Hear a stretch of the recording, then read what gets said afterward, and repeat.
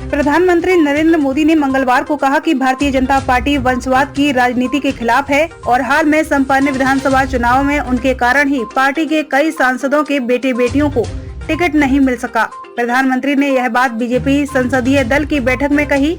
यह जानकारी सूत्रों ने दी। प्रधानमंत्री नरेंद्र मोदी ने बीजेपी संसदीय दल की बैठक में कहा कि वंशवाद लोकतंत्र के लिए खतरा है, हमें इसके खिलाफ लड़ना होगा।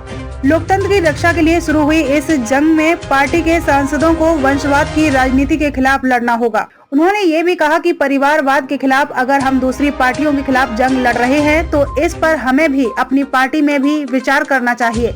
अगर सांसदों के बेटों को टिकट अगर नहीं मिला है तो उसके लिए मैं जिम्मेदार हूँ और अगर यह पाप है तो मैंने इसे किया है और मैं आपका शुक्रगुजार हूँ कि इसके बावजूद आप हमारे साथ हैं। संगठन के भीतर हुई कोशिश। पीएम मोदी ने कहा कि इस तरह की राजनीति पर अंकुश लगाने के लिए बीजेपी ने अपने संगठन के भीतर ही एक कोशिश आरंभ की है। सूत्रों के मुताबिक पीएम मोदी ने जोर देते हुए कहा कि हाल ही में हुए चुनावों में अगर किसी भी बड़े पद पर बैठे खासकर सांसदों के बेटे या बेटियों को टिकट नहीं मिला तो ये उन्हीं की वजह से हुआ। बैठक में मौजूद भाजपा सांसद मनोज तिवारी ने बताया कि मोदी ने सांसदों से कहा कि वे अपने संसदीय क्षेत्र के 100 ऐसे मतदान केंद्रों की पहचान करें जहां बीजेपी के पक्ष में अपेक्षाकृत कम मत पड़े हैं और वे इसके कारणों की भी पड़ताल करें। इस बैठक में विदेश मंत्री एस जयशंकर ने युद्धग्रस्त यूक्रेन से भारतीयों को सुरक्षित निकाले जाने के लिए चलाए गए ऑपरेशन गंगा पर एक प्रस्तुति दी।